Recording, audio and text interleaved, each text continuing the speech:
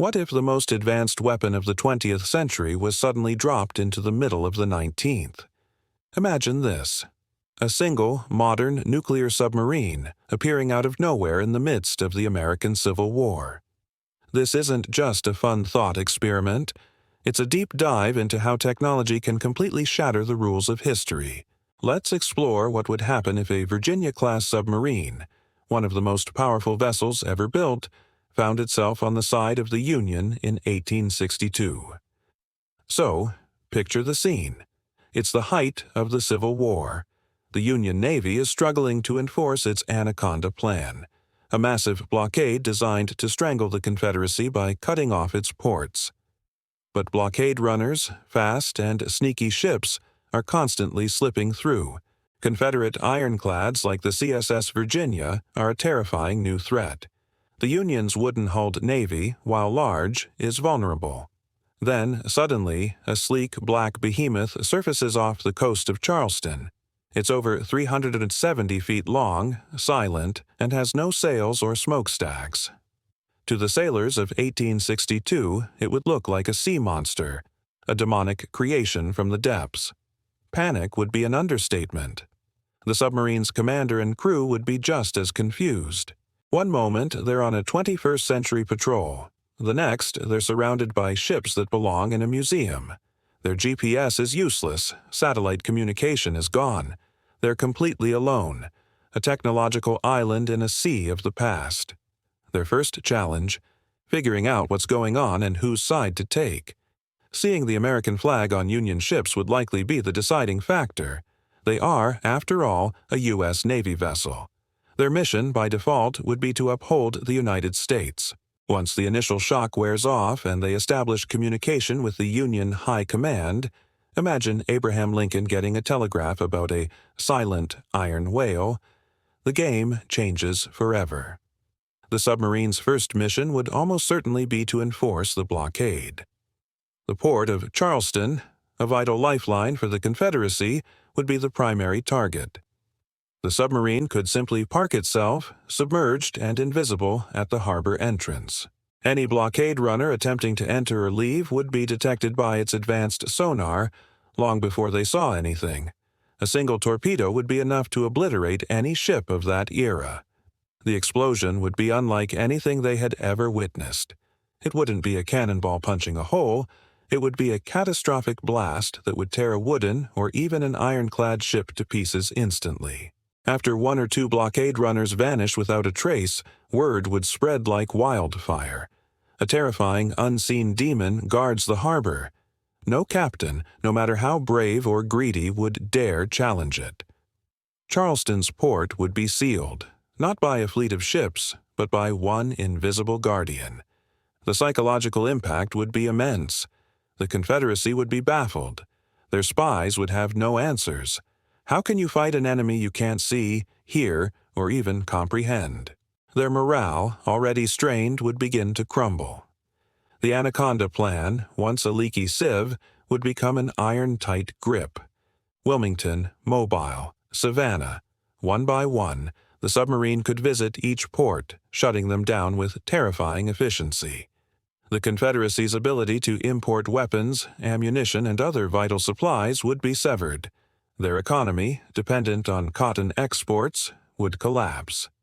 But the submarine's influence wouldn't stop at the blockade. What about the infamous Confederate ironclads, like the CSS Virginia? In its famous battle with the USS Monitor, the two ships pounded each other for hours with little effect. For our nuclear submarine, it would be no contest. A modern Mark 48 torpedo is designed to detonate underneath. A ship, creating a gas bubble that lifts the vessel and breaks its keel. The CSS Virginia wouldn't stand a chance. It would be lifted out of the water and snapped in half, sinking in seconds. The age of the ironclad would be over before it truly began. And let's not forget about river warfare. The Civil War saw crucial campaigns fought along the Mississippi River.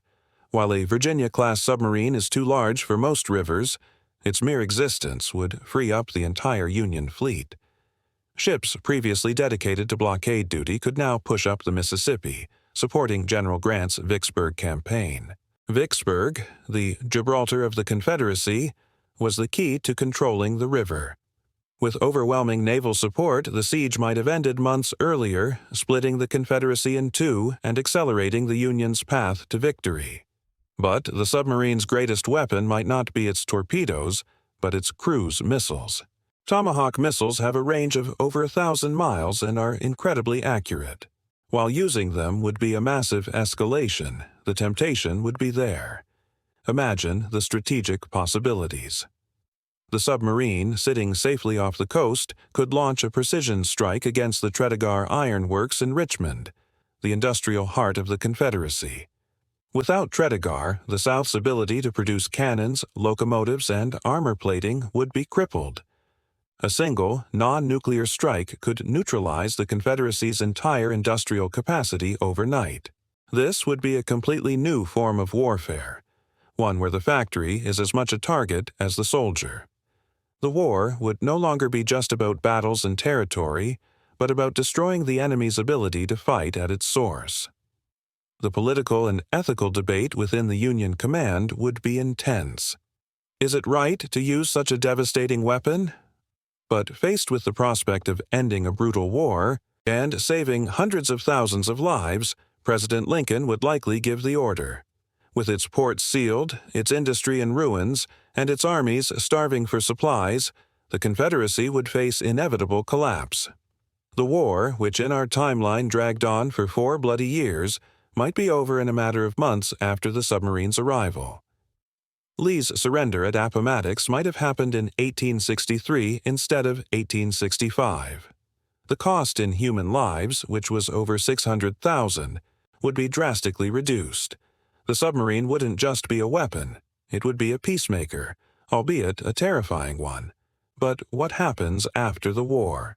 The submarine and its technology would be the world's greatest secret. The United States would possess a power that no other nation could even dream of.